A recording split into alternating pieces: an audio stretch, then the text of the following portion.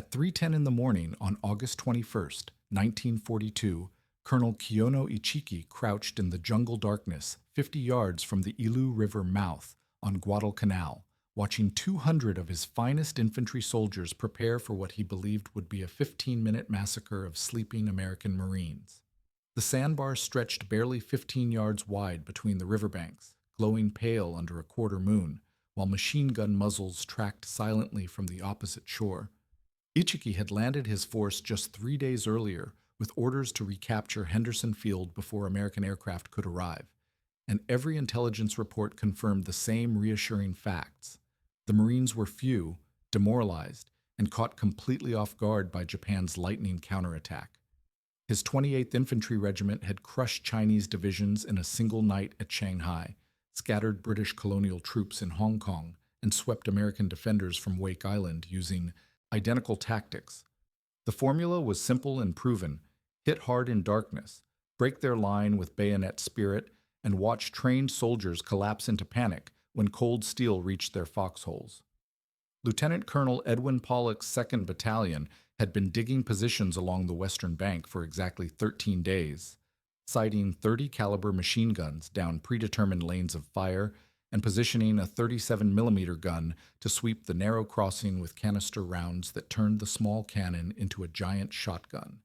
His Marines had been awake for 2 hours, alerted by Sergeant Major Jacob Vauza, who had staggered into the perimeter at midnight with bayonet wounds in his throat and arms, whispering that hundreds of Japanese soldiers were moving through the jungle behind him. When Ichiki raised his samurai sword and screamed the attack order, his men charged across that moonlit sandbar expecting to find sleeping enemies and abandoned positions. Instead, they found Lieutenant Colonel Pollock's Marines wide awake, weapons loaded, and ready to teach the Imperial Japanese Army that attacking Americans at night was a huge mistake. The first American boots hit Guadalcanal's beaches at 9:14 on the morning of August 7th, 1942, carrying 10,900 Marines into a campaign that would either secure the Pacific or strand them on a jungle island 2,000 miles from the nearest friendly port. Major General Alexander Vandegrift's 1st Marine Division had exactly one strategic objective that mattered more than holding ground or counting enemy dead: capture and activate the unfinished Japanese airfield before Imperial Navy bombers could return in force to destroy the landing fleet. Henderson Field represented something more valuable than concrete and steel. It was a range extender that would let American fighters and dive bombers operate from land instead of carrier decks, meaning more sorties per day, faster repairs between missions, and less fuel burned just reaching the fight. Without that runway, every American aircraft supporting Guadalcanal had to fly from carriers steaming hundreds of miles south, burning half their fuel reserves before firing a single shot. With it, the Marines could turn their defensive perimeter into an offensive airbase that controlled the slot between Guadalcanal and New Georgia, cutting Japan's supply lines to the entire South Pacific. The landing succeeded beyond Vandegrift's most optimistic estimates, with Japanese construction crews fleeing so quickly they left earth-moving equipment running and rice still cooking in their mess tents. By nightfall on August 8th, Marines controlled the airfield and its surrounding jungle, but the apparent victory masked a logistics disaster that would define the entire campaign. 10 days of ammunition supply per weapon had remained behind in New Zealand when the invasion fleet sailed early, while heavier equipment, including additional artillery, vehicles, and engineering gear, sat in Auckland warehouses waiting for transport ships that might never arrive. The Marines who dug foxholes around Henderson Field that first night carried exactly what they had landed with, and no amount of courage or tactical brilliance could manufacture more bullets, medical supplies, or replacement parts for broken radios. The true cost of early success became clear in the pre-dawn darkness of August 9th, when Japanese Admiral Gunichi Mikawa's cruiser force swept through Iron Bottom Sound like a pack of hunting wolves, sinking 4 Allied heavy cruisers in 32 minutes of concentrated naval gunfire. The Battle of Savo Island lasted exactly 1 hour and 12 minutes from first contact to ceasefire, but its strategic consequences echoed across the entire Pacific theater. Every American transport ship in the area fled south immediately after dawn, carrying with them the heavy equipment, replacement personnel, and ammunition reserves that would have made defending Guadalcanal a sustainable operation instead of a desperate gamble. The Marines woke up on August 9th to discover they owned Henderson Field, but had lost their connection to the outside world, turning what should have been a conventional amphibious assault into something closer to a survival exercise with live ammunition. Colonel Clifton Cates positioned his 1st Marine Regiment along a perimeter stretching 9,600 yards from the Lunga River to the Ilu River mouth, using 30 caliber machine guns and 37mm anti-tank guns to cover the most likely approach routes through the jungle. The defensive line represented a compromise between tactical theory and available resources, with each battalion responsible for sectors nearly twice as wide as doctrine recommended, but arranged to provide mutual supporting fire when Japanese forces inevitably probed for weak points. Cates understood that his regiment could hold dirt indefinitely as long as ammunition lasted, but holding a functional runway required something more difficult: maintaining an operational airfield while under constant bombardment, with minimal engineering support and no guarantee that replacement aircraft would arrive before fuel supplies ran out. Lieutenant Colonel Edwin Pollock's 2nd Battalion occupied the eastern sector from Alligator Creek to the Ilu River, positioning his companies to defend the narrow coastal approaches that led directly toward Henderson Field's main runway. Pollock had served in Nicaragua and understood jungle warfare well enough to know that Japanese tactics would emphasize night movement, surprise attacks, and close-quarters combat designed to neutralize American advantages in artillery and air support. His defensive preparations reflected that knowledge, with machine gun positions sighted down predetermined fields of fire and mortars registered on likely assembly areas where attacking forces would concentrate before launching their main assault. The Ilu River mouth offered the most obvious approach route for any force moving west along the coast, with its narrow sandbar providing the only easy crossing point for several miles in either direction.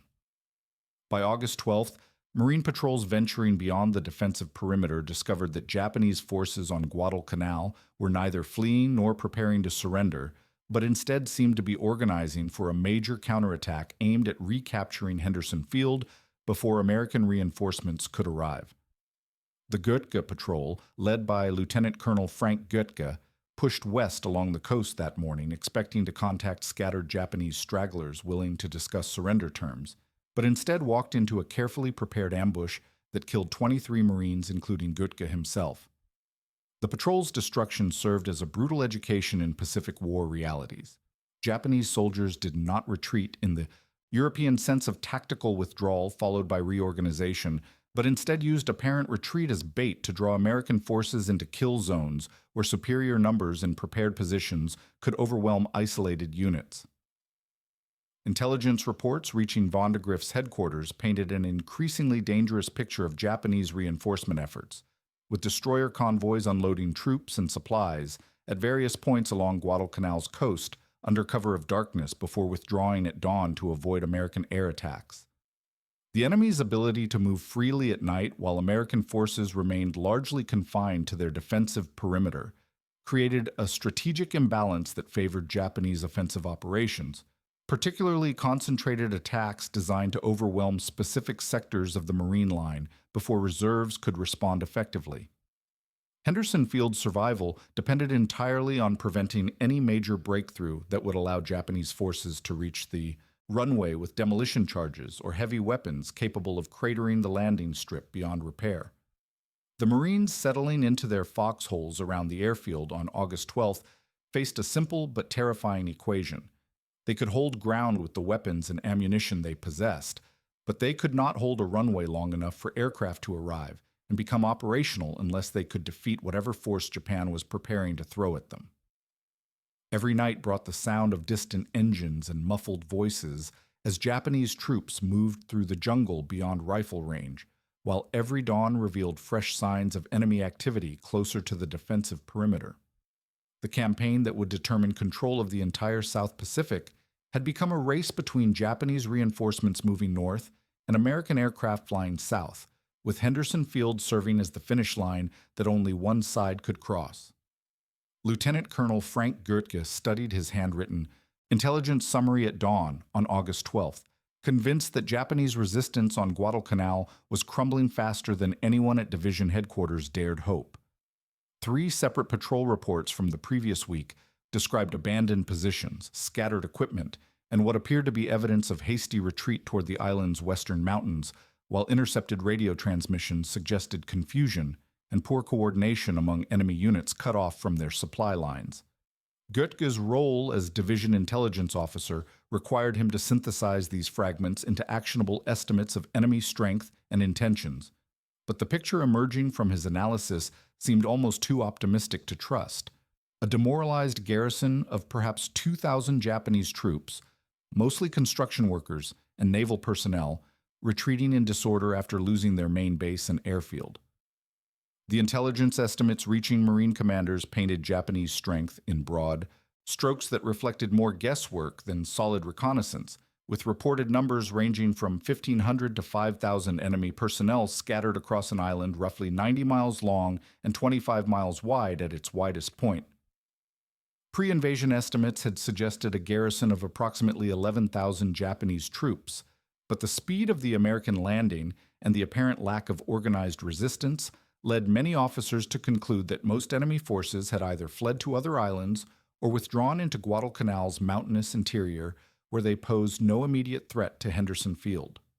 The gap between initial intelligence projections and observed enemy activity was large enough to encourage dangerous assumptions about Japanese capabilities and intentions, particularly regarding their willingness to launch major counterattacks against well-prepared American defensive positions.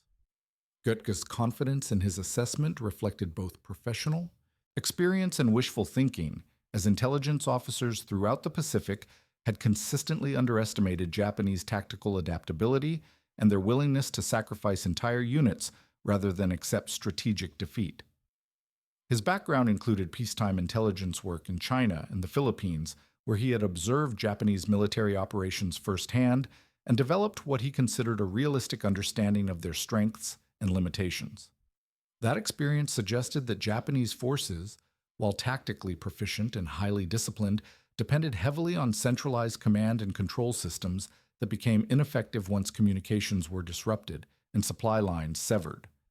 The apparent chaos on Guadalcanal seemed to confirm that pattern, with scattered Japanese units behaving more like isolated detachments than elements of a coherent defensive plan. Reports from forward patrols seemed to support Goetge's optimistic interpretation, describing enemy positions that appeared hastily abandoned and equipment caches that suggested rapid withdrawal rather than tactical repositioning. Marines pushing west along the coastal track found foxholes filled with personal belongings, weapons left behind without ammunition, and campsites that showed signs of recent occupation, but no evidence of organized defense preparations. Several patrols reported contact with individual Japanese soldiers who seemed more interested in avoiding combat than engaging American forces, while others discovered supply dumps that appeared to have been abandoned rather than destroyed or relocated. The cumulative effect of these reports suggested an enemy force in retreat, demoralized by the loss of Henderson Field and unable to mount effective resistance against Marine patrols operating beyond the established defensive perimeter. Intelligence summaries reaching division headquarters from multiple sources painted a consistent picture of Japanese weakness and disorganization, but that consistency reflected shared assumptions rather than independent verification of enemy capabilities. Marine officers at every level wanted to believe that their successful landing had broken Japanese resistance, and intelligence reports that confirmed that belief received more attention than contradictory evidence suggesting continued enemy activity in areas beyond American patrol range. The desire for good news was understandable given the Marines' precarious situation, cut off from major reinforcement and supply operations while defending a strategic objective that Japan would certainly attempt to recapture. But it created dangerous blind spots in American situational awareness. Goetge's decision to lead a patrol toward Kokumbona reflected both his confidence in the intelligence picture and his professional obligation to verify reports of Japanese soldiers allegedly ready to surrender. Native scouts had brought word of enemy troops displaying white flags near the village, approximately 7 miles west of the Marine perimeter, suggesting that at least some Japanese units were prepared to abandon resistance rather than fight to the death, as doctrine suggested they would.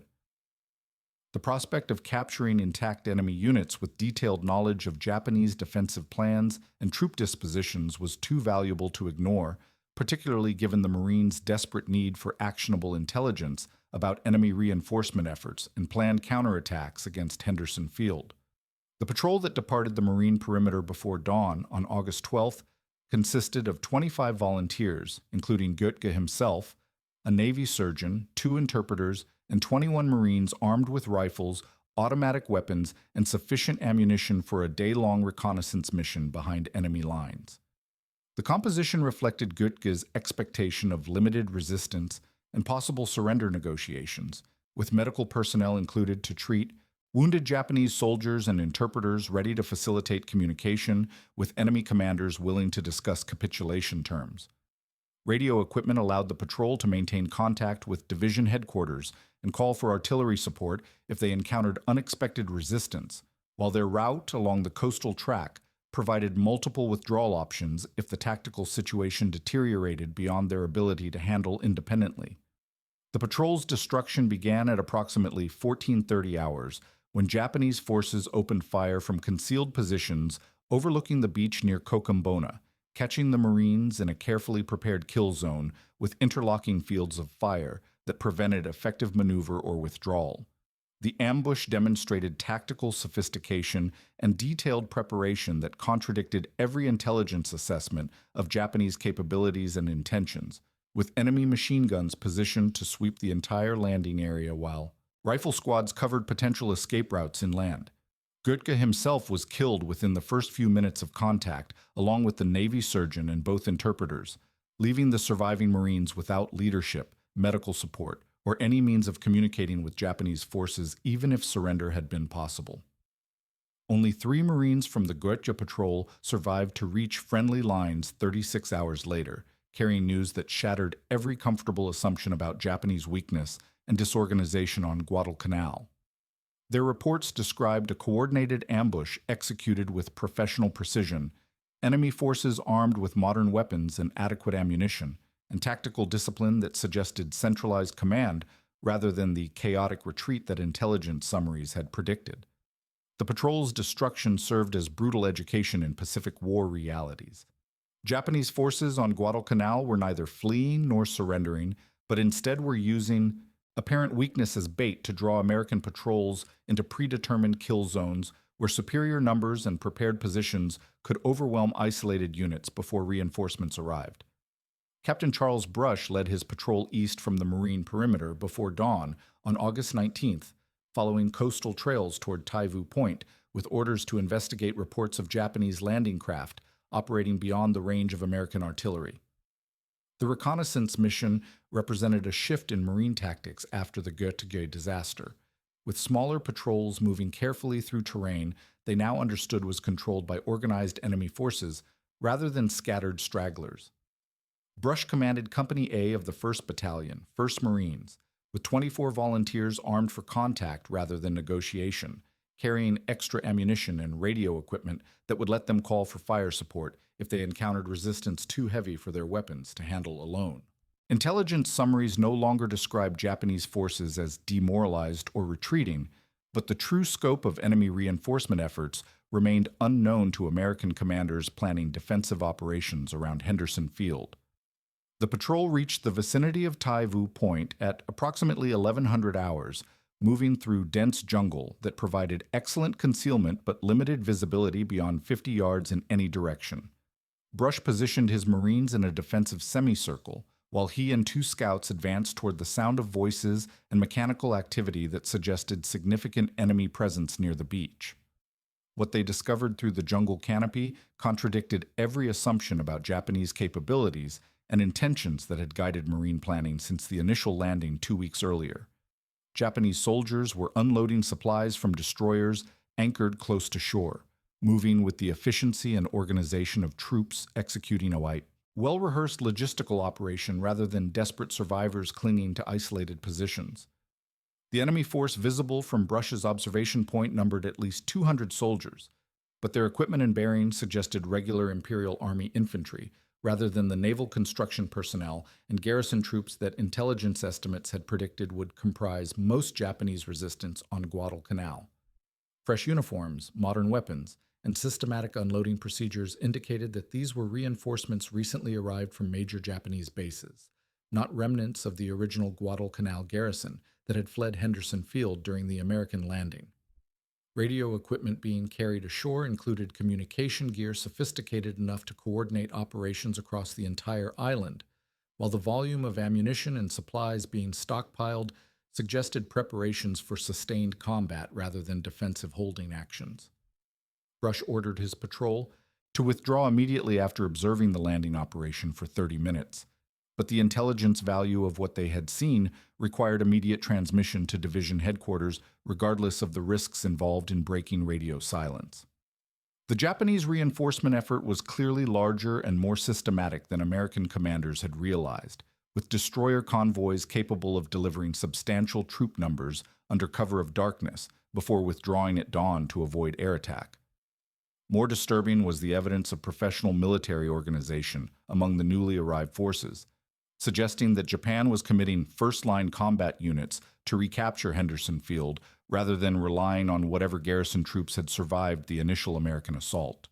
The patrol established a concealed radio position approximately 1 mile inland from Taivu Point and transmitted their observations to regimental headquarters, describing enemy troop strength, landing operations, and equipment levels that painted a far more dangerous picture than previous intelligence assessments had suggested.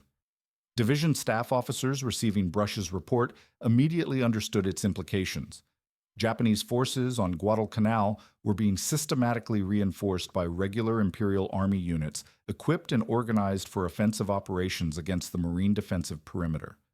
The apparent retreat and disorganization that had encouraged American optimism was revealed as tactical deception, with enemy forces using the jungle's concealment to mass combat power for a major counterattack aimed at recapturing Henderson Field before additional American reinforcements could arrive. Brush's patrol began their withdrawal toward friendly lines at approximately 1500 hours, but their movement through the jungle was detected by Japanese security forces who had established observation posts along the main trails leading back toward the Marine perimeter. The resulting firefight lasted 20 minutes and cost the patrol 3 casualties, but more importantly demonstrated that enemy forces were actively patrolling areas that American commanders had assumed were either unoccupied or lightly defended. Japanese tactics during the engagement showed professional competence and fire discipline, with enemy soldiers maneuvering to cut off American withdrawal routes while maintaining communication with supporting units positioned to intercept the patrol if it attempted to escape through alternative jungle paths. The patrol reached Marine lines after dark on August 19th, carrying intelligence that forced a complete reassessment of Japanese capabilities and probable intentions regarding Henderson Field. Brush's detailed report described enemy forces numbering in the hundreds rather than dozens, equipped with modern weapons and communication gear, operating under centralized command rather than acting as isolated detachments. The systematic nature of Japanese supply operations at Taivu Point suggested a coordinated reinforcement effort that could deliver substantial combat power to Guadalcanal despite American air and naval interdiction efforts, while the professionalism displayed by enemy security forces indicated that regular Imperial Army units were now operating on the island. Sergeant Major Jacob Vuza had been moving through the jungle east of the Marine perimeter for 6 days, gathering information about Japanese troop movements and supply operations while maintaining radio contact with American intelligence officers coordinating reconnaissance efforts beyond the defensive line. His role as a native scout and former member of the British Solomon Islands Constabulary gave him unmatched knowledge of Guadalcanal's terrain and population, while his willingness to operate behind enemy lines provided Marine commanders with their most reliable source of current intelligence about Japanese reinforcement activities. Vuza's reports had consistently described increasing enemy activity in areas that American patrols could not safely penetrate, suggesting that Japanese forces were using the island's rugged interior to assemble combat units for operations against Henderson Field. On the morning of August 20th, Vuza was captured by a Japanese patrol while observing enemy positions near Kokumbona, approximately 8 miles west of the Marine perimeter. His captors discovered an American flag in his possession, along with detailed notes about Japanese troop dispositions and defensive preparations, evidence that clearly identified him as an intelligence operative working for Marine forces. Japanese interrogators demanded information about American defensive positions, troop strength, and planned operations, but Vauza refused to provide any details that could compromise Marine security or endanger the personnel defending Henderson Field. The interrogation continued for several hours and included severe physical torture, including bayonet wounds to his throat and arms, but failed to extract any useful intelligence about American capabilities or intentions. Vauza escaped from his captors during the evening of August 20th, while Japanese forces were preparing to move toward their attack positions, using his knowledge of local terrain to evade pursuit despite serious injuries that severely limited his mobility.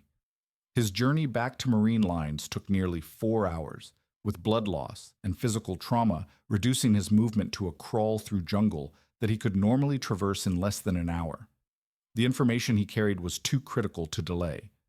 Approximately 250 to 500 Japanese soldiers were advancing through the jungle toward the Marine perimeter, armed for a major assault and moving with the coordination and purpose of regular army units rather than garrison troops attempting desperate last stands.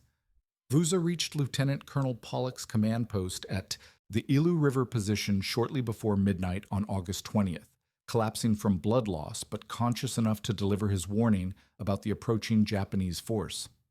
His report provided specific details about enemy troop strength, probable approach routes, and timing that allowed Pollock to alert his Marines and prepare defensive positions for contact within hours, rather than being caught unprepared by a surprise night attack. The warning represented the difference between catastrophic surprise and prepared defense, transforming what Japanese commanders expected would be a successful infiltration assault into a carefully planned ambush that would destroy the attacking force rather than the defending Marines.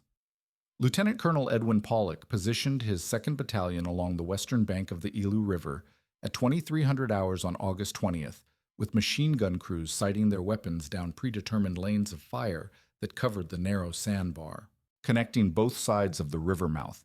Vauza's warning had provided exactly what Pollock needed most: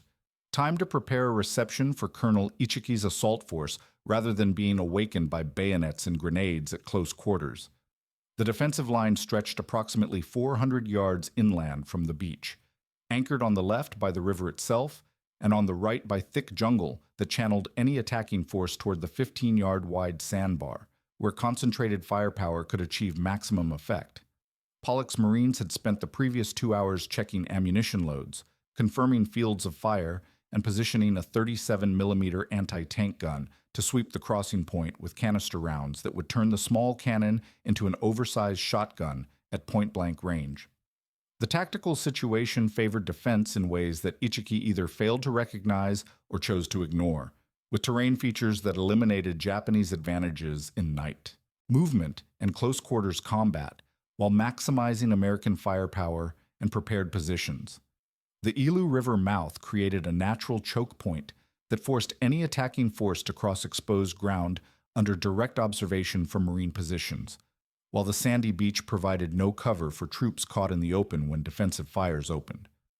Pollock understood that night attacks succeeded through surprise, speed, and the confusion they created among defending forces.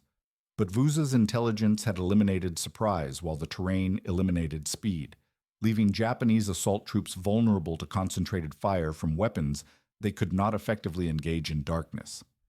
Colonel Kiyono Ichiki deployed his assault force in attack formation at approximately 0100 hours on August 21st, confident that American Marines would be caught completely unprepared by a coordinated night attack delivered with the speed and violence that had shattered Chinese and British resistance throughout the Pacific War.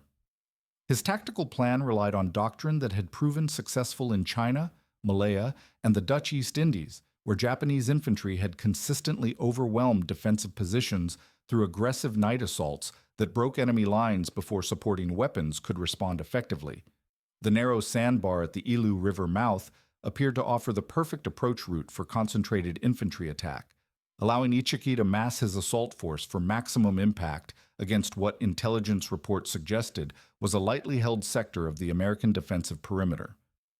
Ichiki's confidence reflected both professional experience and fundamental misunderstanding of the tactical situation confronting his regiment, as American defensive preparations bore little resemblance to the hasty positions and demoralized troops that Japanese forces had encountered during their victorious advance across Southeast Asia and the Western Pacific. Marine positions along the Ilu had been carefully sited to provide interlocking fields of fire, with automatic weapons positioned to sweep the sandbar from multiple angles, while mortar crews stood ready to drop high explosive rounds on any enemy force that attempted to mass for assault.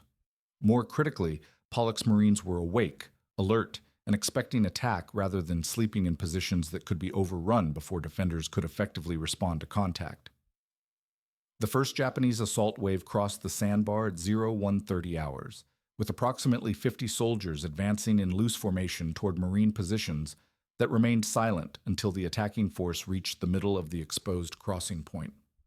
Pollock had ordered his Marines to hold fire until Japanese troops were committed to the attack and unable to withdraw quickly, ensuring that defensive fires would catch the maximum number of enemy soldiers in the open where concentrated firepower could achieve devastating effect. When the first Marine machine gunner opened fire, his tracer rounds provided aiming points for every other weapon in the defensive line, creating a wall of interlocking fire that swept the sandbar from end to end within seconds.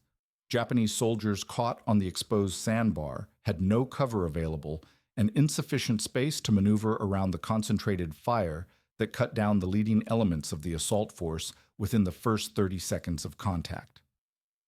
Those who attempted to continue the attack forward ran directly into additional machine gun positions, while those who tried to withdraw faced the same fields of fire that had stopped their advance.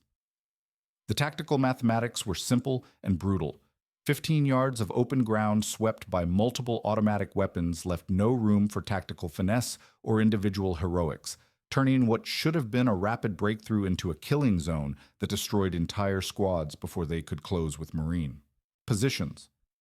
Ichiki responded to the failure of his initial assault by organizing a larger attack using approximately 200 soldiers supported by mortar fire intended to suppress Marine defensive positions long enough for infantry to cross the sandbar and engage American forces at close quarters. The preparatory bombardment began at 0245 hours and continued for 15 minutes, with Japanese mortar rounds impacting throughout the Marine defensive area but failing to achieve sufficient concentration to neutralize the machine gun positions covering the river crossing.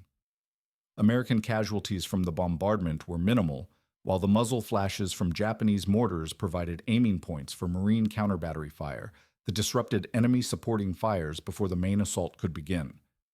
The second Japanese attack commenced at approximately 0310 hours with the largest force that Ichiki could assemble for concentrated assault,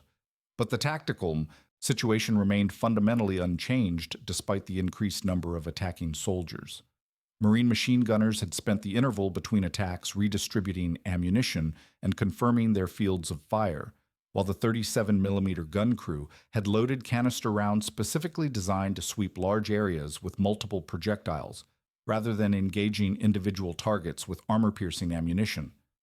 When approximately 200 Japanese soldiers charged across the sandbar in close formation, they presented exactly the target that American defensive preparations had been designed to engage most effectively. The 37mm gun-firing canister rounds proved devastatingly effective against massed infantry attack, with each round releasing dozens of steel balls that swept the narrow sandbar like a giant shotgun blast at ranges where every projectile found targets. Japanese soldiers advancing in close formation to maintain unit cohesion and assault. Momentum instead created target-rich environments for weapons designed to engage area targets rather than individual soldiers, while their commitment to continued attack despite mounting casualties reflected tactical doctrine that became suicidal when applied against prepared defensive positions. The assault force that reached the sandbar numbered approximately 200 soldiers, but fewer than 50 survived long enough to reach the Marine side of the river, and most of those were too badly wounded to continue fighting effectively. Daybreak on August 21st revealed the extent of Japanese losses and the complete failure of Ichiki's night assault tactics against prepared Marine defensive positions. American artillery began systematic bombardment of Japanese forces trapped on the eastern side of the river at approximately 0700 hours, using 75 mm pack howitzers to destroy enemy concentrations that had survived the night battle but lacked sufficient mobility to withdraw to safe positions.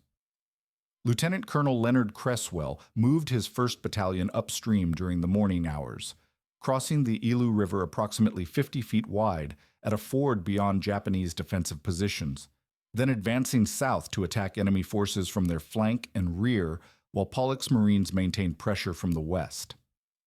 5 M3 Stuart light tanks arrived at the battlefield during the afternoon of August 21st, providing armored support for the final phase of operations designed to eliminate remaining Japanese resistance and prevent any organized withdrawal that might allow survivors to regroup for future operations against Henderson Field. The tanks methodically engaged Japanese positions that had survived artillery bombardment and infantry assault, while Marine infantry cleared individual foxholes and bunkers to ensure that no enemy soldiers remained capable of continued resistance. By 1700 hours, organized Japanese resistance had ceased entirely, with Colonel Ichiki himself committing suicide rather than accepting the disgrace of tactical defeat that had cost his regiment approximately 700 killed and left fewer than 30 survivors capable of escaping into the jungle. The USS Long Island launched 31 aircraft toward Henderson Field at dawn on August 20th, carrying the first major reinforcement of American air power to reach Guadalcanal since the Marines had captured the unfinished Japanese airstrip 2 weeks earlier.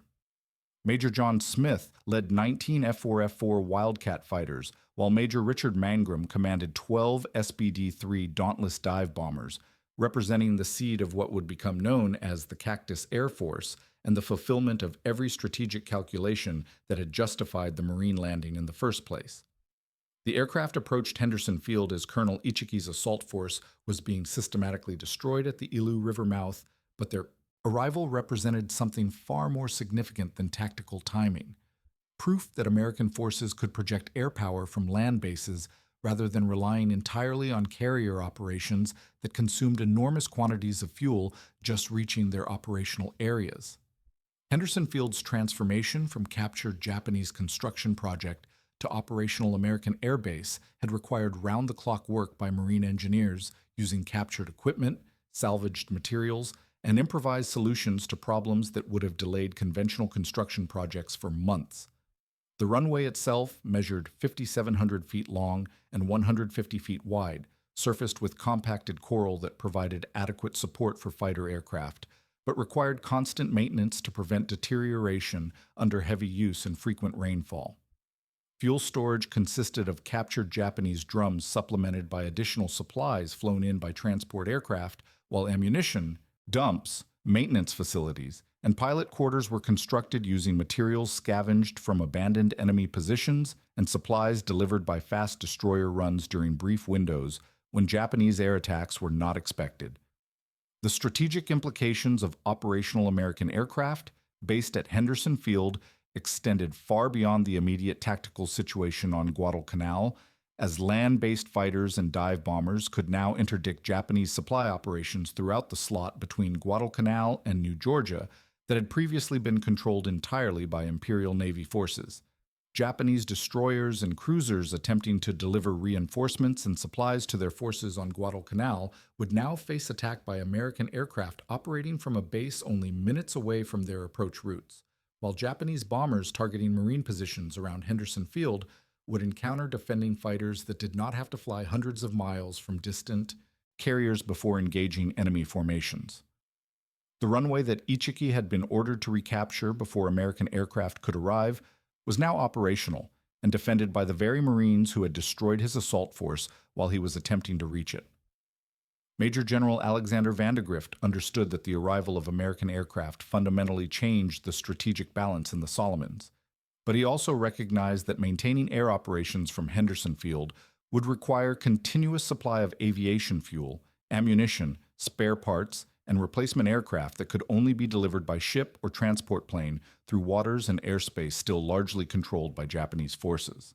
The Marines defending the airfield perimeter possessed sufficient small arms ammunition and artillery shells to repel additional ground attacks, similar to Ichiki's assault,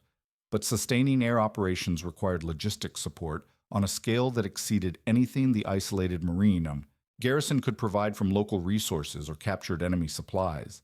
Every gallon of aviation gasoline, every bomb, and every replacement engine had to reach Henderson Field through supply lines that Japan would certainly attempt to cut using submarines, surface ships, and bomber attacks.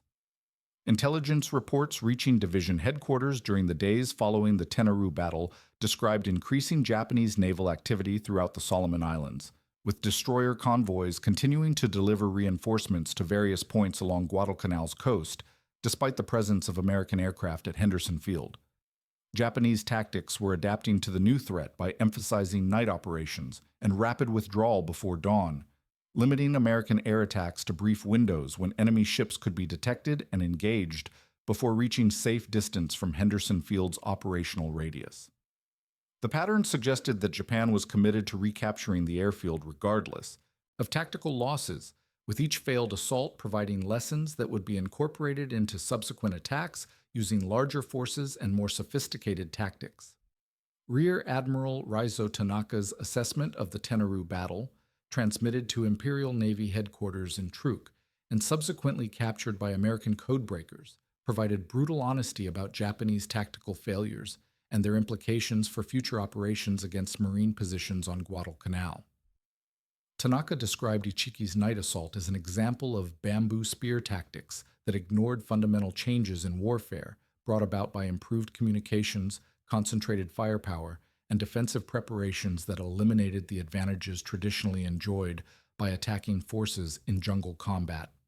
His report emphasized that unsupported infantry attacks against prepared positions, defended by automatic weapons and artillery, would inevitably result in catastrophic casualties regardless of the courage and determination displayed by individual soldiers.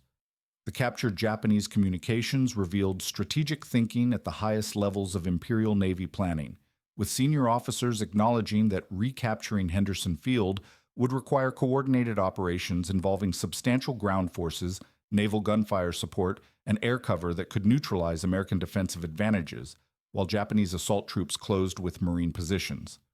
Future attacks would not rely on surprise and night infiltration alone, but would instead combine systematic bombardment with daylight assaults supported by aircraft and naval artillery that could suppress defending weapons long enough for infantry to breach American lines and reach the airfield itself. The scale of effort required for such operations indicated that Japan considered Henderson Field worth enormous risk and expenditure of resources that were increasingly difficult to replace as American industrial production began affecting the strategic balance throughout the Pacific. The 31 American aircraft operating from Henderson Field by August 21st represented more than immediate tactical capability. They symbolized American industrial and logistical capacity to project power across thousands of miles of ocean and maintain complex operations despite Japanese efforts to isolate and destroy advanced bases. Every successful mission flown by Marines pilots based at Henderson Field demonstrated that the United States could establish and defend air bases within range of major Japanese strongholds, while every Japanese supply convoy forced to alter course or abort mission because of American air attacks proved that land-based aircraft could disrupt enemy operations more effectively than carrier-based planes operating at extreme range from their bases. The lessons emerging from the Tenaru battle extended beyond tactical considerations to encompass fundamental questions about military doctrine, technological adaptation, and strategic resource allocation that would influence the conduct of the Pacific War for the remainder of the conflict. Japanese reliance on traditional infantry assault tactics had proven inadequate against defensive positions equipped with modern automatic weapons and supported by artillery, communications, and coordination that eliminated many advantages previously enjoyed by attacking forces in jungle warfare. American success in establishing and defending Henderson Field demonstrated that amphibious operations could secure advanced bases capable of supporting sustained air operations, provided that initial landings achieved sufficient surprise to capture key terrain before enemy forces could organize effective resistance. The runway that had cost Colonel Ichiki his regiment and his life was now extending American air power 1,400 miles closer to major Japanese bases in the Central Pacific, while the Marines who had destroyed his assault force continued improving their defensive positions and expanding their operational capabilities with each passing day. Henderson Field represented proof that the United States possessed both the strategic vision and tactical competence necessary to challenge Japanese control of the Western Pacific. While the Tenarue battle had demonstrated that American forces could defeat elite Imperial Army units in direct combat when preparation, firepower, and terrain combined to neutralize traditional Japanese advantages in night fighting and close quarters combat. The airfield that had to live was now operational and growing stronger, while the night attack that was supposed to recapture it had instead become a tactical education in the futility of unsupported infantry assault against prepared defensive positions defended by disciplined troops armed with modern weapons.